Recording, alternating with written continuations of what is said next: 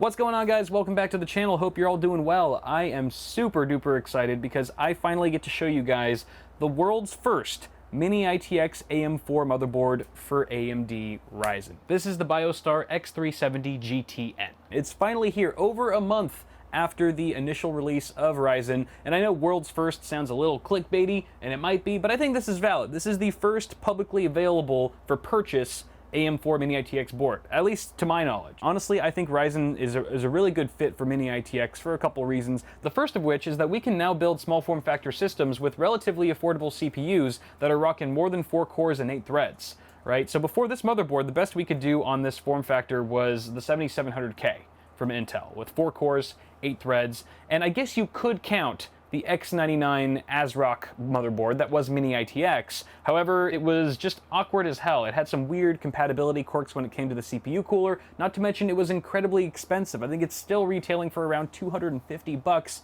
which is just outrageous. Not to mention the price that you're gonna have to pay for an LGA 2011 processor with, 8 cores, 16 threads, when you can get one on the Ryzen side of things for much cheaper. The other nice thing about Mini ITX AM4 is that Ryzen currently offers a number of 65-watt TDP parts that are very power efficient and don't require a ton of cooling. So when you're dealing with a small form factor case and you're often limited by how big your CPU cooler is or can be, it's nice to just be able to throw on one of the stock coolers that comes included with those 65-watt CPUs and just be good to go. You can even dial in some nice overclocks with like the Wraith Spire or the Wraith Max, and that's obviously going to save you some money too on a third-party aftermarket CPU cooler. So that's awesome.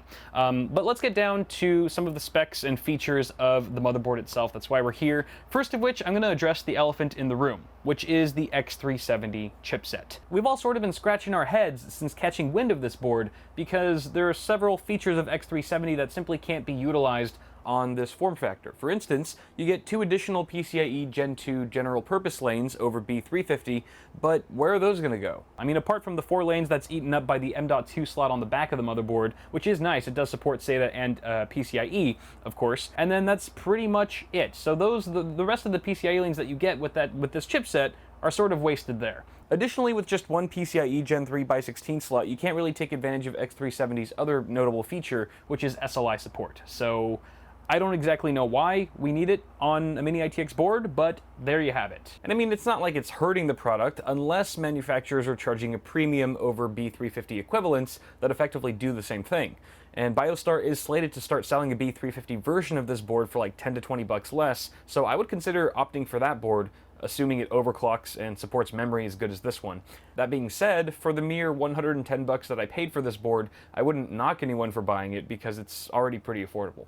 Taking a look at the rest of the board though, we've got our beautiful AM4 socket flanked by the VRM, which I really know nothing about at this point. I do know that it does have a heatsink on it that is RGB. The LEDs can be disabled, most importantly. You can configure the color in the operating system or in the BIOS. Now, one interesting thing about this motherboard is that it comes fitted with a 4-pin CPU power connector, as opposed to the traditional 8-pin that we typically see on gaming-centric Mini ITX motherboards. So the question there is, does that impact or affect our ability to overclock Ryzen in any way? And the short answer is watch the rest of the video because I will be answering just that.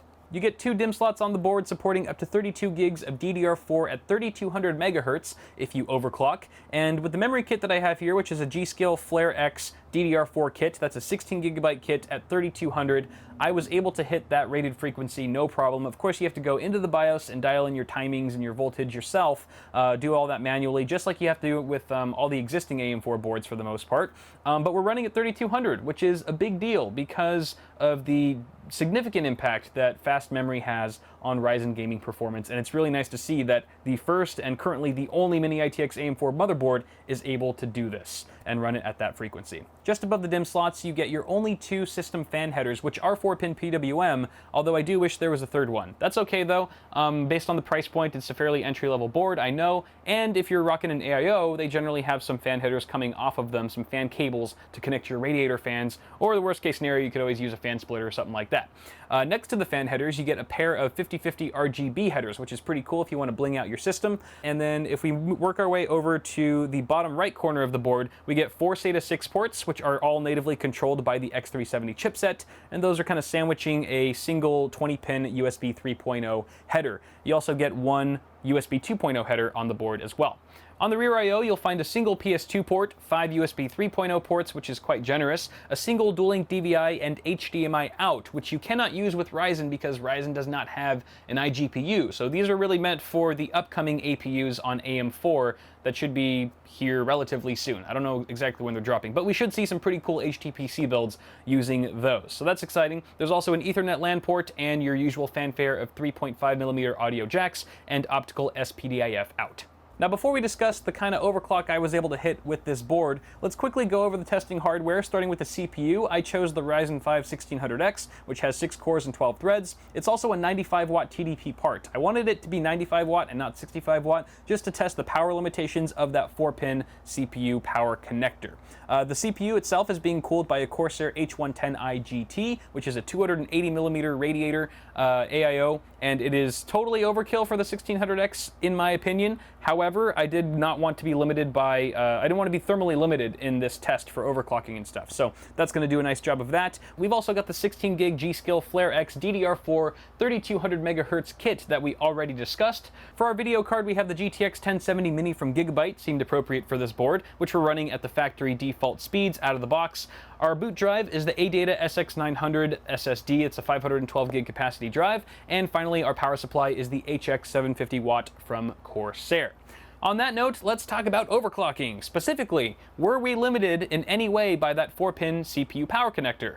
Well, I'm happy to report that our 1600X was able to hit 4.1 gigahertz at 1.425 volts. Rock solid stable, running AIDA64 for over an hour now, and it's looking good, guys. It's looking real good. It doesn't seem like we're running into any issues with that 4-pin CPU connector when it comes to Ryzen overclocking. So, just to reiterate, we got 4.1 gigahertz on the 1600X. Our DDR4 kit is running at 3200 megahertz. These are the same frequencies that I've been able to hit on high-end X370 motherboards that are full ATX form factor. So altogether, I mean, that's almost, I think that's good enough for me. That does it for me.